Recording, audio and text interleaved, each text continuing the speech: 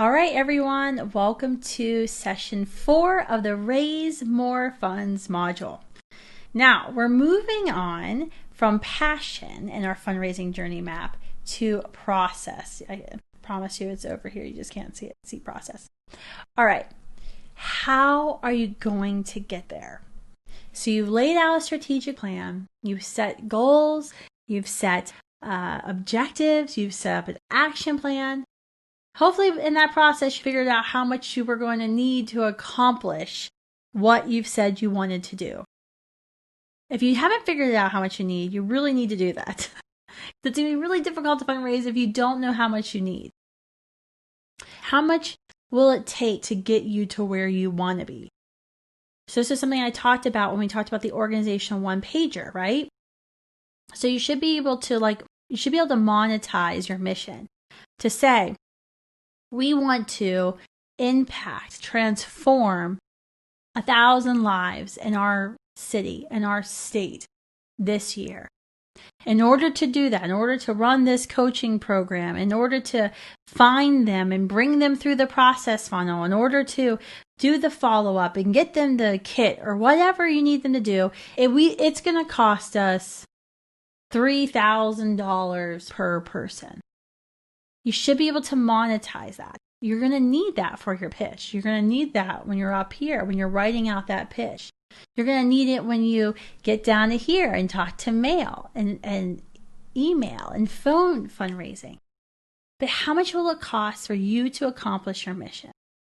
And then how much are you going to need to raise from each fundraising channel? So you have your overall budget that you create, but then you need to find out, all right, how much of that needs to come from our $1,000 and up major givers? How much of that should come from our direct to mail efforts? How much of that's going to come from our online or email efforts or our events? You've got to know all of this. Also, you've got to be able to track your progress, right? How are you going to track your progress? How are you going to track your fundraising progress? How are you going to track your programmatic progress to know that you're meeting those goals, those benchmarks you set out for yourself, that you have outcomes that you have promised your supporters you're going to actually have? This is something your development team should be very worried about. It's not just, the programs team or those are the people doing that and I'm just fundraising money. No. They've got to be tied in together. They need to be communicating together because the development folks, whoever's going out and meeting with the supporters, having the conversations, they're going to need to know what's going on, what's harder than you thought. That would be something very important to talk to the supporter about. We got in, we thought this would be easy. This actually turned out to be really easy, but this turned out to be really hard. And now we're shifting our model. Supporters love that. And so not only did your developed folks need to know how you're tracking your programmatic progress, but you need to know how you're going to track their progress, how you're going to track your fundraising progress. So I put together a little sample development tracker for you. This is something I developed years and years ago at Students for Life. I'm sure there's probably a better way of doing this. I am by no means saying this is the be-all, end-all, and you all might have something similar. You might have something completely different. I am not saying you have to move to this. This is just something to help get you started. If you haven't really started tracking your income beyond just counting the money and putting it into QuickBooks every month, what you need to know what channels your income is coming from, because then you'll be able to tell this is working, this isn't working.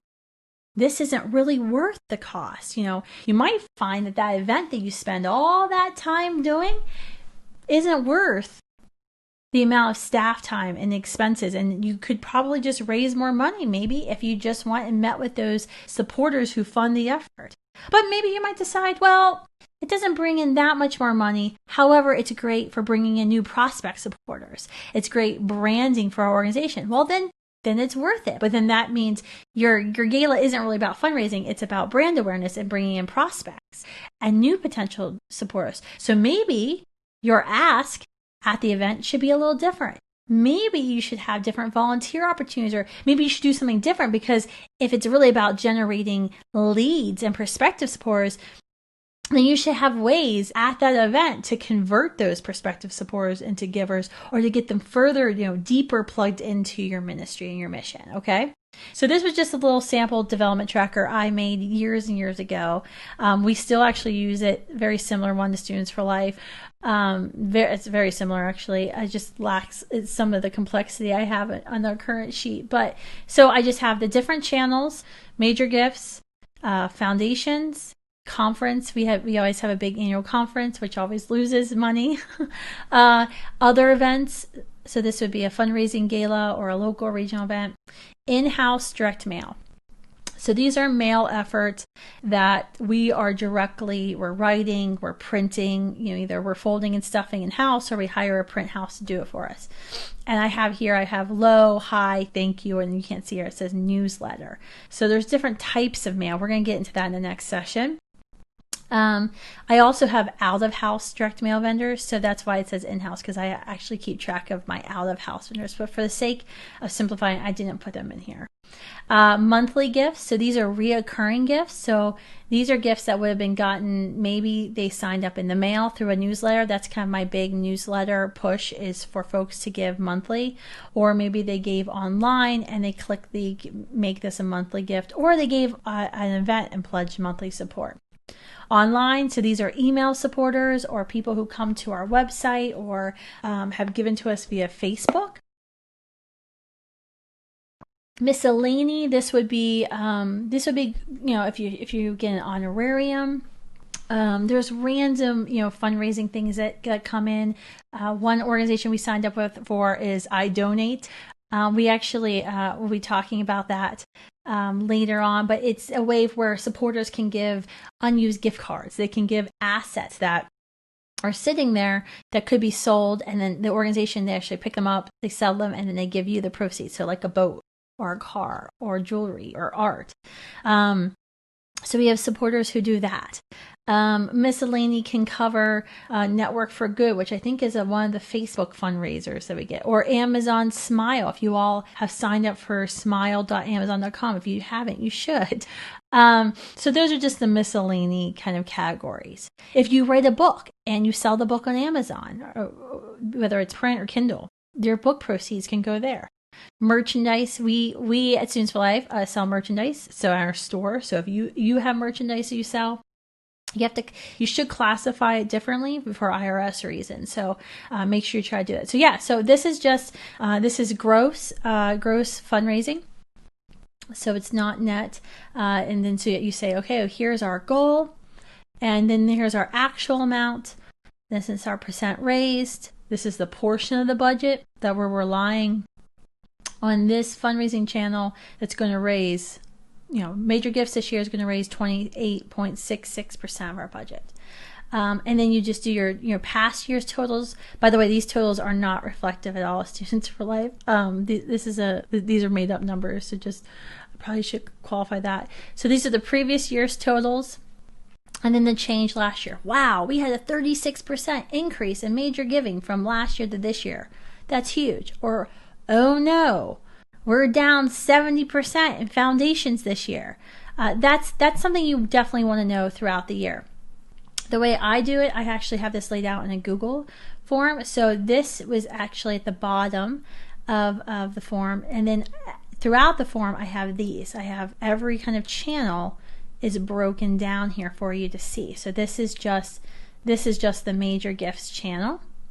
And the way I have it on my Google sheet, I have a summary sheet that has all the channels here, and then every month has its own sheet. And so I put in, because to classify the major gifts come in from different locations. And so I have, okay, here's the $1,000 plus donations I've gotten online. Here's the $1,000 plus donations I've gotten in the mail, $1,000 plus donations I've gotten from here, here, and here.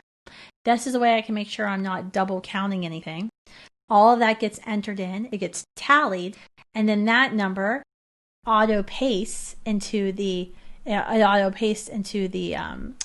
spreadsheet, which then forms that number, and then I can see it. And I can instantly see where are we at. Okay, here's where we're at 2020. Here's was our goal. Here was our actual. Something to note here. If you're lazy like me, you'll make the goal just to be the same every month, depending on your overall goal. That's really not what you should do, because most of your money, I think about a third to a fourth of your money, your biggest fundraising months are going to be at the end of the year. So really, your goal in November and December should be a lot bigger than maybe in February or April. And you'll know what your lower months are versus your higher months. So you really should try to estimate your goals as closely as possible. You can use the previous year and say, okay, last year we raised $79,000. We're going for a 15% growth this year, so I'm going to do 15% of $79,000. There you go. And that will help you project your cash flow, right? So that also can be a problem with nonprofits. I've certainly run into this problem over the years, where often my most expensive months, the months where I've got the most money going out, I've hired new staff, I had to get new programs, those months tend to be the months I raise the least amount of money. So I have to make sure I've got enough money in the bank account to cover. And so, I have my own kind of cash flow projection sheets, and to make sure that, when those low months come, I'm going to have enough money in the account to do what we need them to do. So I hope this is helpful for you. Don't worry, I'll put all of these up so you can take it and make it your own later.